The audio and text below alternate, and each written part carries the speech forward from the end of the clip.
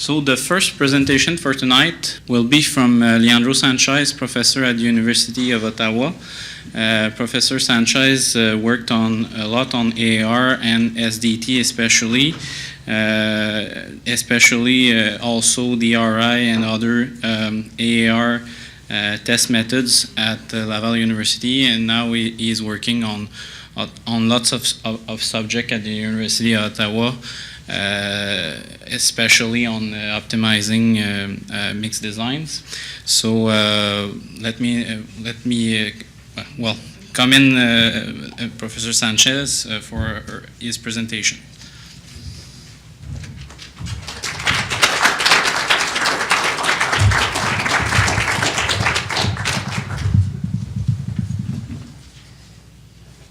So good evening, everybody. Thank you, Mr. Chair.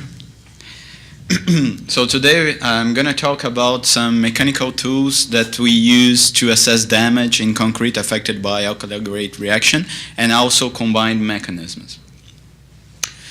So just to put together the context, so everybody knows that critical infrastructure is very important for society, and over time those type of structures that are normally designed for 50 to 75 years, depending on the type and the code, they get distressed. So the situation is even worse in Canada or in US and Europe, where we have harsh climates, and those critical infrastructure may be affected by a number of different mechanisms, such as alkali-aggregate reactions, delayed detriment formation, and so on and so forth. So whenever we come across a structure like this, as you are seeing, some questions may arise, such as what is the expansion attained by those elements, especially whenever we have active mechanisms inside, such as alkali-silica reaction, alkali-aggregate reaction. What are the losses in mechanical properties and durability of those distressed elements? And maybe the most important questions would be, what is the potential for further damage? So over the years, lots of techniques have been proposed, some of them microscopic, some of them mechanical, all of them in the context of putting together the diagnosis and the prognosis of affected concrete. And I'm going to really focus here on mechanical tools, right? And my colleagues further on, they are going to discuss on microscopic tools.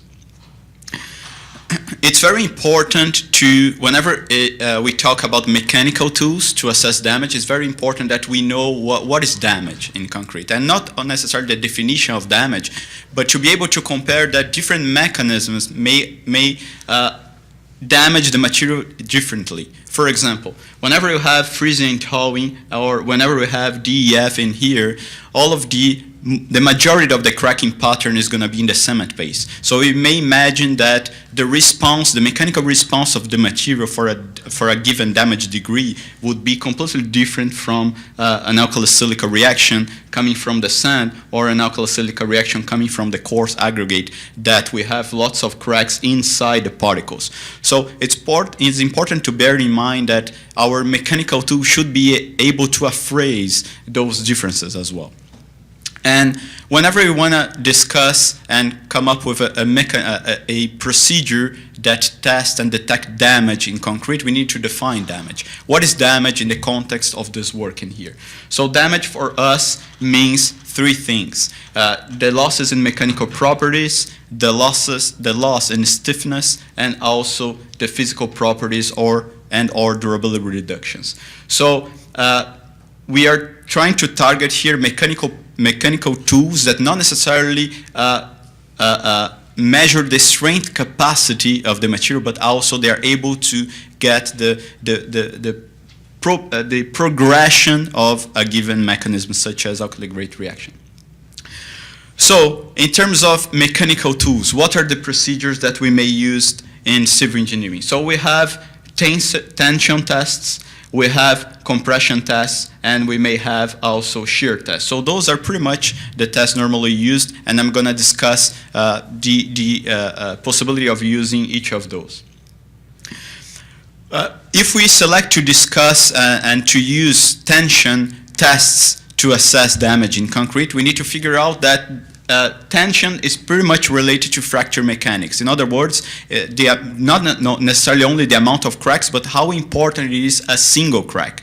So we have a very stable mechanism up until when we reach a very important crack length, and once that crack length is reached, then we have pretty much an unstable mechanism. So what we are doing through a tension test tool is pretty much to detect not necessarily the amount, but how important are those cracks. And if you want to discuss what are the type of tests out there that measure the tensile strength of materials or tension forces, we may see that we may have those different setups. And let's start talking about the direct tension. Direct tension is nice, is a pure mechanism. The problem of this mechanism is that normally, not mechanism, but the test procedure is that normally we may have the failure at the glue between the clamp and the sample. So sometimes we have those problems. And also, if we have a little bit of eccentricity, then the result we get from the test is completely out of expectation. Well, the other tool that is very used under tensile strength tests is the splitting test. It's a joke that I always do. All of my students here, they know, but I need to say that again. Normally that test is called the Brazilian tool, and in Brazil nothing works, right? My Brazilian students know here. But it's not necessarily only because of that, it's because this is an indirect test. So pretty much I'm measuring an indirect tension, and this does not represent what's going on inside the material. And I'm also selecting a failure plane. Bending tensile is another possibility. Bending tensile is good. It's a nice test, but it measures something very specific. It measures flexure, right? So if my element is not necessarily under this type of loading, what I'm measuring, I'm biasing a little bit the results I'm getting. And we have also a new test that has been proposed before in the US and actually at McGill University in Canada as well, that is called gas pressure. This test is great, is promising, and it's still under development. I'm going to show here then some concrete damaged by alkali-silica reaction and the profile of the whenever you use those type of tension tools to measure damage. So here for a concrete where ASR comes from the sand compared to a concrete that ASR comes from the coarse aggregate, you see that the bottom line here for both aggregates is direct tensile. So you see a decrease of 60 to 50% from the initial measurement. So the test is able to get exactly that loss in mechanical properties, but not also that. The test is also measured to get the progression of the damage, of overexpansion, right? In terms of splitting tensile, you see that we get flat almost from the beginning of the test, so the test is not that much precise to get that progression. We still get a lower value compared to the initial value, which is okay, but you're not getting the progression, the development of the mechanism itself. Whenever it comes from gas pressure tests, I've done in my PhD lots of mixed designs and with different aggregates from the coarse, from the fine aggregate, and so on and so forth. And we see an upward trend here in terms of losses as a function of the expansion. But it's very interesting. So we can reach up to 60 to 75 loss whenever we use that method. But it's interesting to see that at some point beyond that limit as well, we get kind of a flat trend as well. And we may ask ourselves if during a tensile strength test we are not getting a value of crack that is more important than the critical crack. And then again, due to fracture mechanics, it doesn't matter really the amount of cracks you have. The crack just became too important, so we are going to just split the sample. If we come back to the same plot before, you may see that here the gas pressure lies in between for coarse aggregate reactivity, and for reactivity comes from the sand. It pretty much follows the same trend of direct tensile. So it looks like the gas pressure and the direct tensiles are promising tests that might be used, especially for gas pressure. We need to further dig a little bit in the research of that. But it is not only able to find the loss, but actually the progress of the mechanism. Another interesting thing, whenever you get a failure sample here, you look at the failure plane, and you see that the cracks, they split the aggregates in two, and this seems to tell us that the test is very is suitable to find the weaker locations here, because as I just mentioned, alkali-aggregate reaction generates lots of cracks in the aggregate. So we are breaking the sample exactly in the weaker locations. Now let's discuss on mechanism under compression. So we know that on the one hand, tensile mechanisms, they are due to fracture mechanics, governed by fracture mechanics. On the other hand, compressive strain test is a mechanism governed by the cement paste and the combination of aggregates, right? So we know that whenever we introduce aggregates to the concrete, we generate some weaker zones that normally we call interfacial transition zones. The more you add aggregates, the more you have those zones, but at some point the aggregates are there as well to stop the spread of cracks, right? So at some point it helps, but at some point it gets worse. So we need to understand exactly what's going on. Whenever we test a concrete in compression up to failure, we have three phases. The first phase, about 40% of the maximum load, where we get cracks in the ITZ. Then up to 70% of load, where we get cracks more in the mortar. They spread to the mortar up to the failure. Up until this peak, we have a very slow crack propagation. We could call that this mechanism is more or less ductile. And after this point, we have a very fast crack spread and failing the sample. So coming back to the application of a compression test to assess ASR damage, we may see that the trend is very different from the tensile strain test. So we get a loss of about 30% instead of having 60 to 70% loss as for tensile. And in the very beginning, nothing that much happens. And it looks like this test is, well, we can measure the ultimate capacity of the material, but we cannot get that much the progression, and very likely because this test is not able to capture how the cracks are being formed and spread in the sample. It's very interesting to notice as well, whenever we get a failed sample for a very high expansion damage where the cracks are already in the cement paste and so on, we can see that the cracks, they go through the cement paste, they go through the aggregate particles, sorry, which means that they are take advantage of those cracks being formed. So it looks like compressive strain may only get alkali-aggregate reaction damage for very high expansion levels. So it's not that much diagnostic. There is also a test that has been proposed not that far away, which is a direct shear test. So whenever we talk about shear, it's interesting to notice that even for structural calculations and design, is that here in Canada we account for the aggregate interlock, which is the interlock between the aggregate particles. The rougher the particles, the more angular those particles, the better it is. So since you can see here in this picture for a very damaged concrete by alkali-silica reaction, we see that we have lots of cracks within the particles. So maybe we are going to lose some aggregate interlock. And maybe a setup like this that could measure the direct shear strength could be interesting to not get only the ultimate capacity in shear, but actually the progress.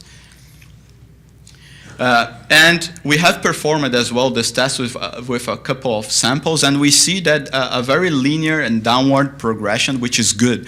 So, and moreover, we see that whenever we get a coarse aggregate, reactive coarse aggregate, the failure plane is through the aggregates as well. Like for the gas pressure, we see that we are pretty much failing in the weaker zones, which is great. So the test is being able to evaluate exactly what we want those to be evaluated. And whenever it comes for a mechanism of alkali-silica reaction that comes from the sand, then the coarse aggregate is non-reactive, so it's intact.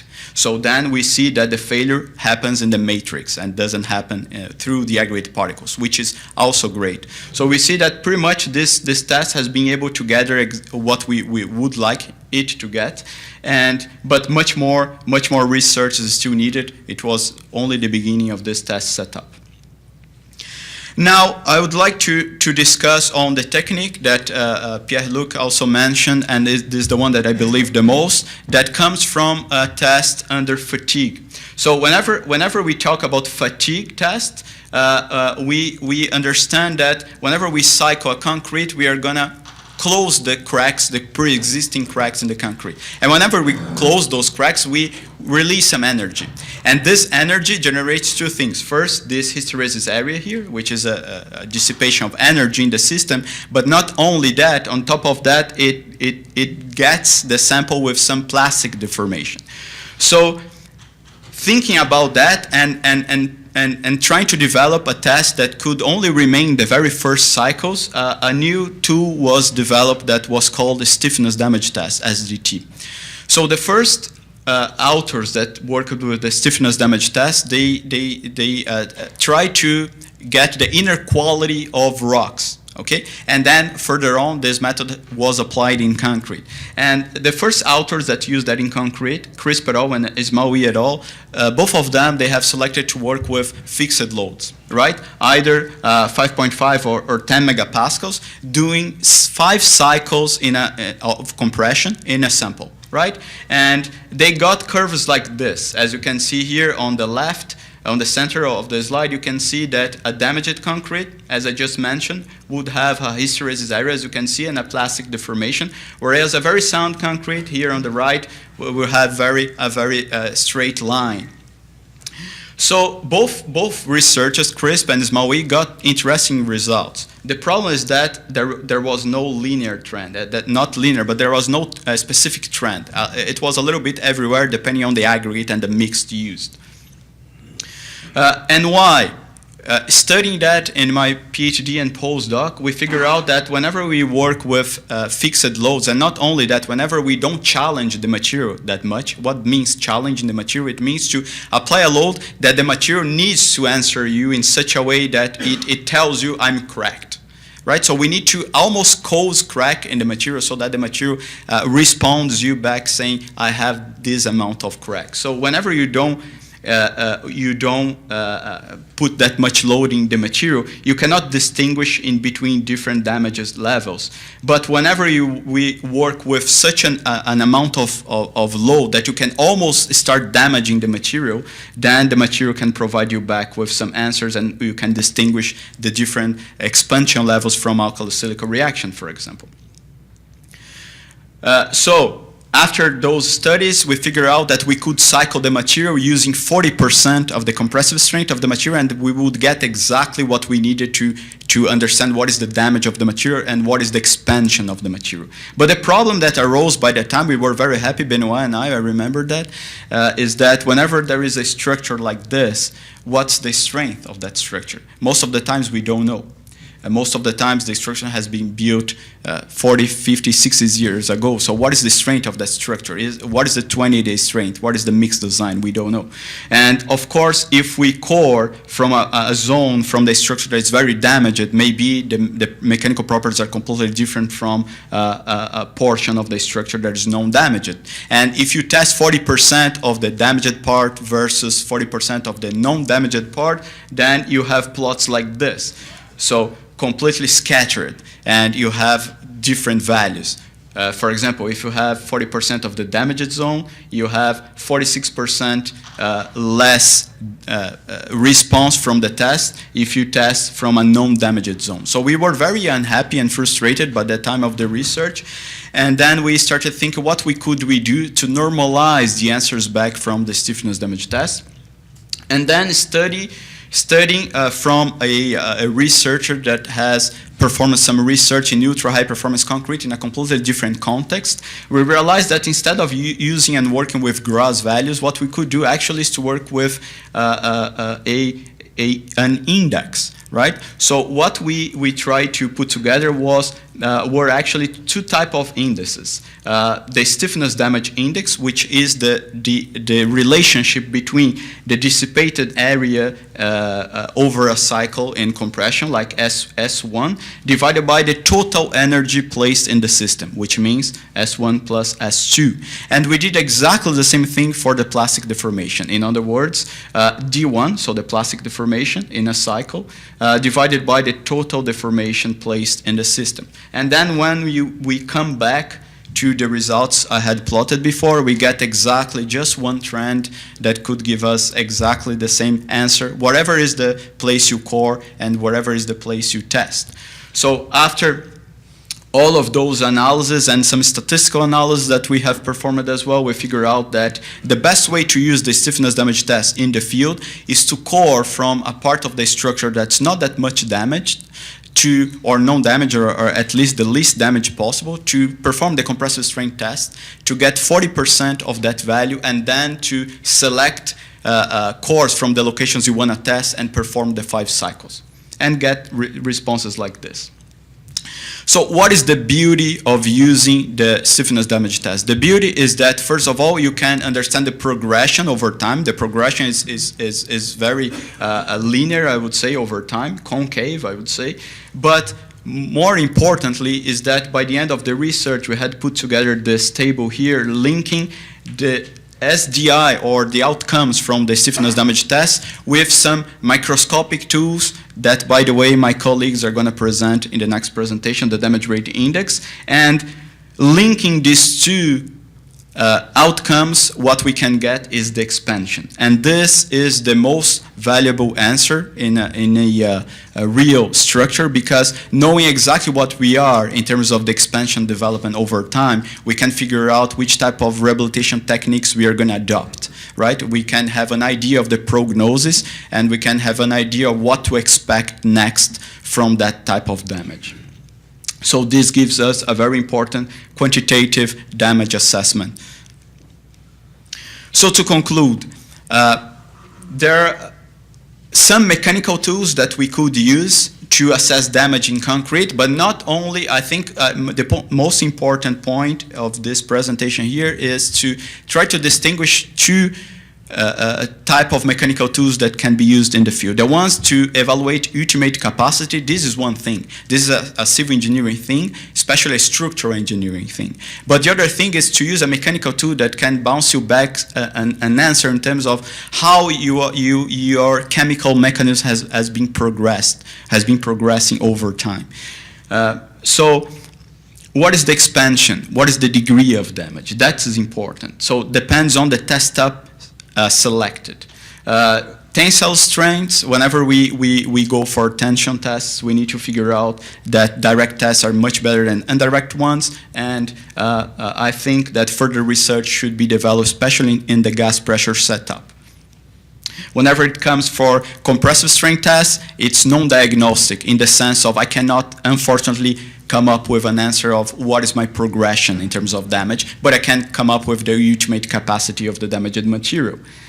The shear test looks like promising. Lots of research should still be done in that regard, and this is something that we're going to do in the near future. And probably the most promising technique that show it to be very diagnostic is the stiffness damage test. It's very easy to perform. We have indices, and also we can measure the modulus of elasticity of the material because it's only a compressive strength, a compressive cycle. Then you can use an average of your first, second, third cycle, whatever you do, according to the standard you're using to come up with your modulus of elasticity or stiffness of your material. So all of those tools should be considered for, or could be considered for, assessing critical infrastructure.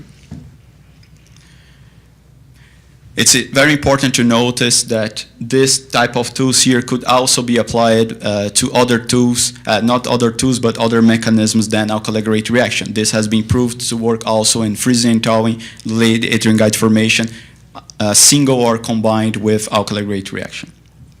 So if you have any questions, just let me know. I'll be glad to answer those. Thank you very much.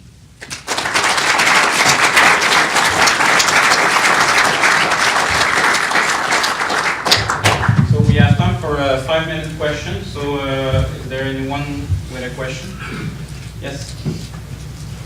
Question. You're talking about a shear strength, the way I understand it, with the pressure. How does that, is it like a triaxial properties with a cylinder and you're doing pressure? Thanks for that question. Actually, this is not a shear one. This one is a tensile strength, right? It's the gas pressure. So you put in a chamber and then you increase the pressure in the system. So it's not a triaxial because it's confined in one sense. So you have your ends that are free. So it's gonna fail that way, right? So it's confined because you put in a cylinder, in a plastic cylinder, as you can see here in the picture. Probably is going to be easier. Yep, this one. So you put your sample in this chamber here. Is a plastic chamber, okay? And there is a pressure that is put from outside. And the pressure is going to get inside the cylinder, inside this chamber, this plastic chamber here, and outside the cylinder, and it's going to penetrate in the porosity or in the inner cracking of the material, and then the material is going to split that way because the ends are free in that way here, in the horizontal way. So this has been used for sound concrete and show it to be very interesting, and this has also been used for freezing and thawing damaged concrete. Professor Andrew Boyd and his team at McGill University with very good results as well. So I think it's a very promising tool and should be further developed. Yes. So I'm wondering what you learned from this that you cannot learn from petrography. This is such a great question. Thank you very much for that. This is a very, very good question. To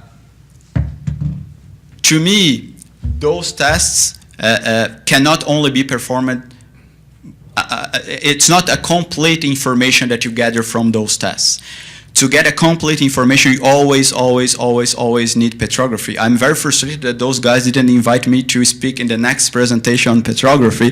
They invited me to speak on mechanical properties. Now, this is a joke, but the truth is the stiffness damage test is such an interesting tool because I can get some information that petrography cannot get, for example, the stiffness of the material. I cannot get, unfortunately, stiffness through petrography, but with petrography, I can understand why I have a loss in stiffness. Because depending on how the amount of cracks I have and how they are spread, where they are located, I can compare that and match that with my mechanical properties. So my answer for that question is the most important thing is this table here at the end, where I show that the beauty of the stiffness damage test is to be able to be compared with a petrography tool here so that I have a full answer of the diagnosis of the problem, which is the cause and the extent.